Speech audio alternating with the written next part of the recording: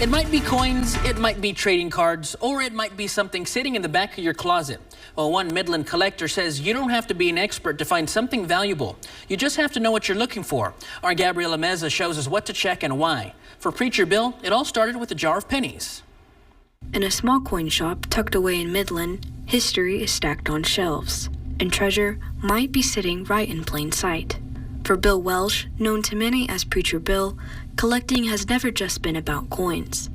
It's about the stories people bring in and the surprises they sometimes leave with. A lady came in with a jar, just a little jar of pennies, and there was about 200 pennies in there. They were wheat pennies. We pay about 3 cents a piece. But since there wasn't very many, we dumped them on the table, and I went through them, and there was a 1914 with a D, and I gave her $80 just for that one penny. And she was just expecting, $30 or $20, not very much. And so that one penny was $80. He says value often comes down to 4 things: mint marks, errors, condition, and material. It could be a tiny letter on a coin, a misprint from the mint, or even an old Pokemon card from the 90s tucked away in a drawer.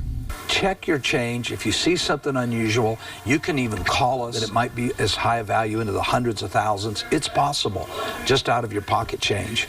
It is possible. Welsh's own story started the same way, with a jar of pennies at his grandfather's house when he was just a kid.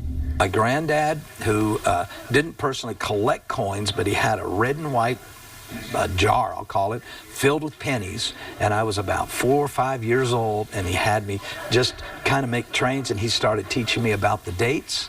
And then as I would get a few, he'd say, take those home, and that started me. And then when I was about maybe 8 years old, I bought my first blue folder and started putting the pennies that he had given me in that blue folder, and that started everything.